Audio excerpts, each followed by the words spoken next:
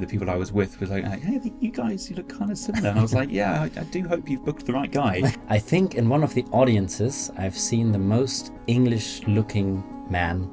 Which is quite a weird little ritual where you cut up ping pong balls. I'm still curious though for the Gloucester service station. She often called it that bastard machine, which, to be honest with you, I can relate to.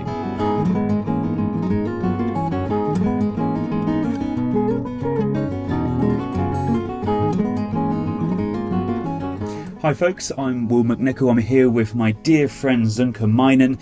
We've been on a little tour in the UK and we're here in my little studio at home, and we thought we'd do a little Q&A video, ask you guys for some questions from the internet, and seeing as Sönke's here, it would be a perfect opportunity to get some questions asked. So, question 1 we have, is there any place in the UK you are really looking forward to seeing? From Alexander. I think that's a perfect question for yourself, Sönke. Yeah, since we're on the last day of the tour, about to head off to our last gig in London today, we've seen already a lot of places, and I was actually, I knew England was beautiful, but I didn't expect it to be that beautiful. We've seen a lot. We started in the north. I was really impressed by the Lake District. It reminded me of the Scottish Highlands. Yeah. Beautiful area, and also the coast here in the south.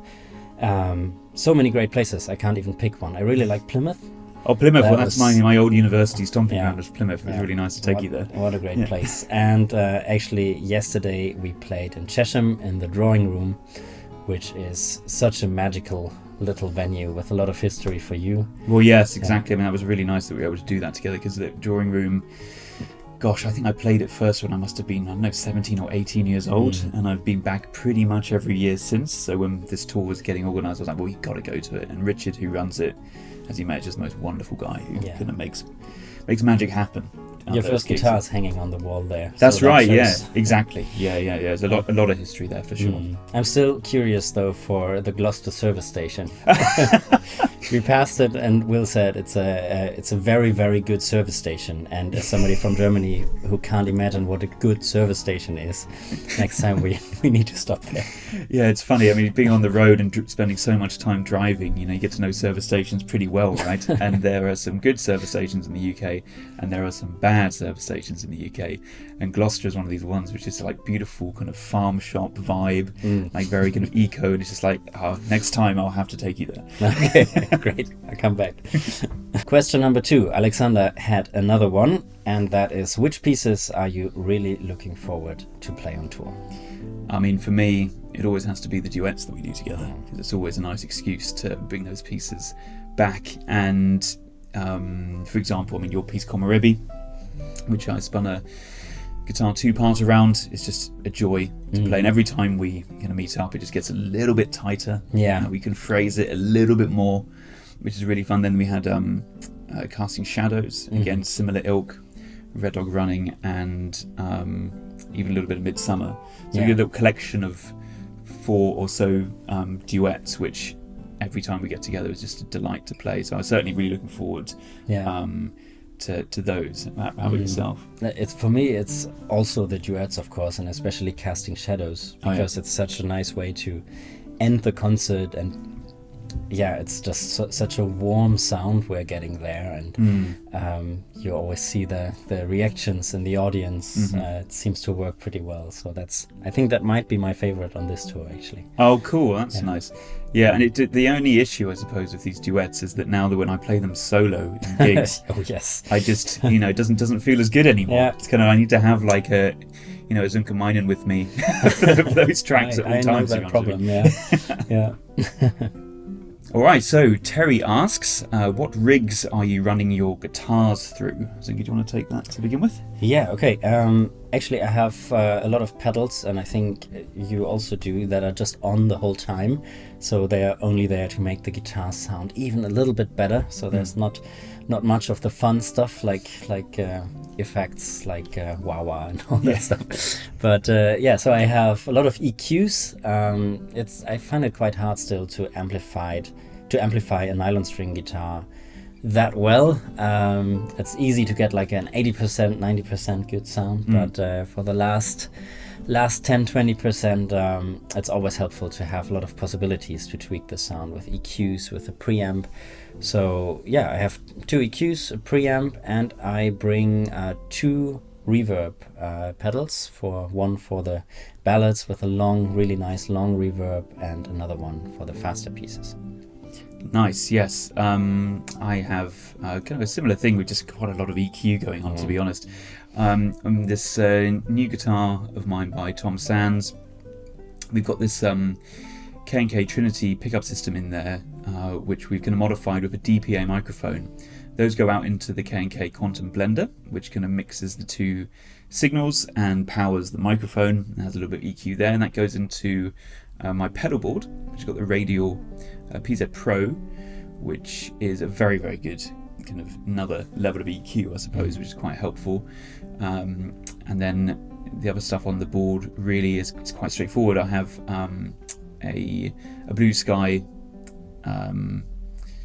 reverb pedal, which I kind of sometimes tweak in a similar way to yourself, to have a slightly longer one for more kind of like spacious melodic pieces, and then a shorter one for more up-tempo rhythmic tunes. And then a tuner on there. And then the other thing I have, which I use occasionally live, is the loop pedal, which I have, which is the Akai Headrush. It's an old school pedal, which was made famous by Katie Tunstall. And she often called it that bastard machine, which, to be honest with you, I can relate to. But that's it, just a lot of EQ, which is always a little bit boring, but it is important, just because, as you say, it is quite tricky to get the amplified sound of an acoustic guitar kind of just right. Yeah. Question number 4 is, what is the most British thing you have seen so far on tour? So I think that question is for me.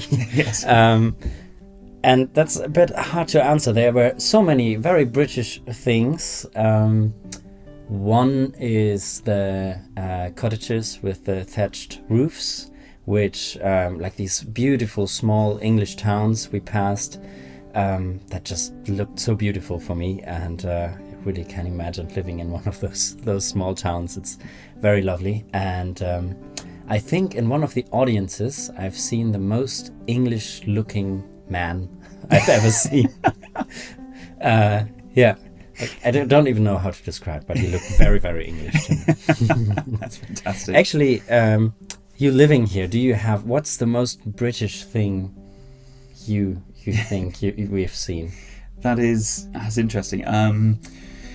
It's a weird little thing, because obviously, some of the things that you're mentioning there are just, my normal, right? Yeah. So they kind of just, but there's certain things that I notice which are kind of just weird little things that have maybe changed, or some things that are kind of traditional that have been tweaked over the years that I've noticed. And one thing that is classically kind of British is those those old phone boxes, the kind of the red ones, sure. where you'd have like a payphone in them. They were kind of all over the place for a while, with like where you'd go in and put a few coins in and make a phone call, but obviously no one does that anymore. But we couldn't, like the British, we couldn't stand to see them go, or like get rid of them. So we just repurposed them with defibrillators instead. Do you know defibrillator? They kind of like restart your heart, which I find just really, it's kind of quite a funny thing to see, like this phone box with a defibrillator in it, and this is how things have changed over the years. But that just every time I go visit a town and you see that, phone box, there's a defibrillator in there. Just kind of, that's changed. So that's probably one of the most British things. It's just the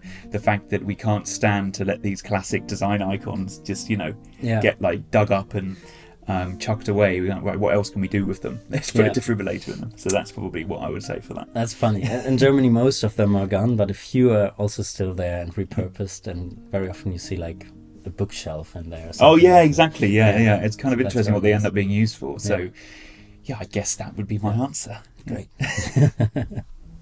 All right, next up, question 5. Emma asks, where did you meet and how did you decide to collaborate? So I knew about you from YouTube, already probably 10 years ago or something. Sure. And then we met for the first time in the Scottish Highlands in Ullapool at the Ullapool Guitar Festival, and played there on the same day, and got along very well, I think. And the funny thing was that a lot of people there in the audience thought when I arrived that I was Will. and was like, "Yeah, good to see you again." And I was never there before, so that was kind of funny. And that happened a lot of times afterwards as well. So that sort of connected us very well also.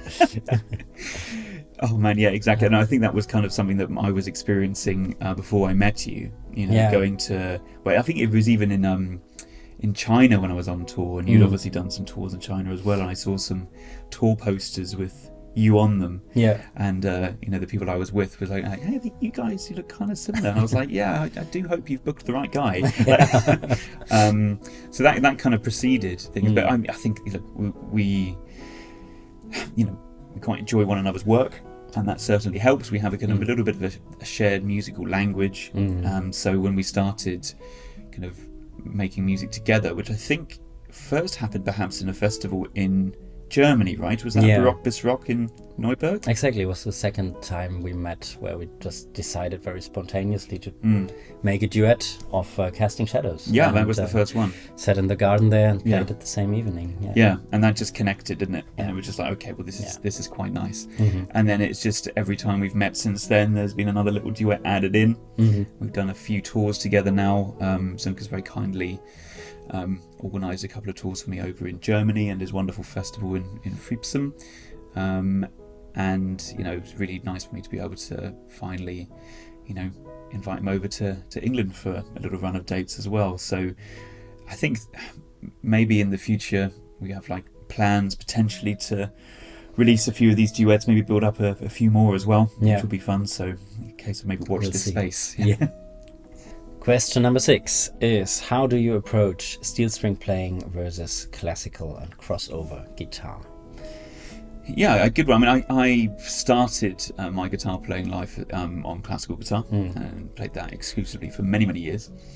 And my right hand particularly was kind of quite heavily developed around that style. So playing with nails was a big part of that. And then when I started transitioning into more steel string playing, one of the things that I noticed was just the impact the steel strings had on my nails. Yeah, you know, I'd do like a gig on steel string, and my nails would just be shredded by the end of it. So ended up going down the route of the ping pong ball reinforcement technique, showed to me by you know, our mutual friend Clive Carroll, which is quite a weird little ritual where you cut up ping pong balls and glue them underneath the nail. But what was really good about it is it just meant that I could keep a consistent, you know, round sound on steel strings, gig after gig after gig, and that was really, really important. Because I want to get that round sound, the kind of round kind of sound that I enjoy from nylon strings onto the steel. So I kind of went through my life in mostly classical, then did a little bit of both. I would gig around quite a lot with a nylon string and a steel string, kind of switching between them. And then more recently, purely just because I got lazy, like traveling with multiple guitars, to be honest, it just became more and more tricky, especially on flights, as you know. I've kind of ended up kind of settling more on steel string. And so therefore the ping pong ball reinforcement technique has been, I've been doing it for years and I just always do it. So that's probably kind of my story with the differences between the two. How about yourself? I think it's quite nice to see, like with both of us, like how we are playing one instrument but are very influenced by the other one, like musically also. Like you play steel string in a very like classical way compared to a lot of other fingerstyle players. So you got like a lot of things from the classical guitar in there, and especially this warm and round sound. And I'm playing basically on a classical guitar, but working a lot on like amplifying it in a way that it has a lot of elements from like concerts I've seen like played on the steel string guitar, and also a lot of playing techniques. And I think it's always good to take a guitar and see like what is possible with this, and not think about like this is classical guitar and this is steel string guitar, but just see what feels good, and then it will be a mix at some point. And I think we both found quite a good balance between both worlds on one instrument that feels good for us. And exactly. I couldn't have said it better myself. Great. All right, question 7. Ash asks, what do you tend to consider when composing a second part to someone else's piece? So that's for me very different than writing something together from scratch. Like the approach is very different, because if you have a piece and I want to write something for it, actually all the elements are already there. Like if it's a solo piece, it has chords, it has a melody, it has rhythm. There, like I don't need to add something there. So I just try actually to see where are basically the hit moments in your piece, and how can I lift them a little bit. And that's the approach. So I also don't have to play like always on the whole piece. I just see where is maybe some potential to lift certain moments, and that's my main approach, I would say. Is it the same with you? Yeah, I'd say so, absolutely. I mean, you're trying to kind of, I always think like, well, it's nice to think about what the piece of music is trying to achieve anyway, and try and back it up, just try and reinforce what's already there, try and lift it even further towards whatever it's trying to do, but not smother it, that's the thing. Exactly. You've got to let the solo version still exist. I have to say, some of my favourite moments from the duet parts that you've spun around my pieces are the interesting harmonies that I think can only really be achieved from having a fresh perspective on the piece. Because there's a lovely moment, there's a wonderful chord that you add in to Casting Shadows, for example, which is really quite surprising. It shifts the harmony in a kind of quite interesting, surprising way, which I would never have thought of myself. So those are the moments of magic that I think you can kind of achieve when you collaborate in that way. Just having this little thing where I would never have thought of that. And that's that's the fun of it, really.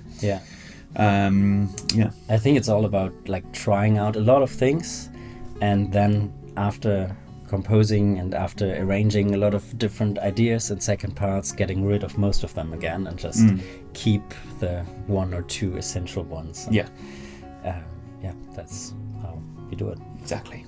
Thank you so much for sending in the questions. We hope you enjoyed this little Q&A video. While being on tour, we also recorded some videos here in this beautiful studio of Will's. So keep an eye on our YouTube channels, and we hope to see you next time. See you soon.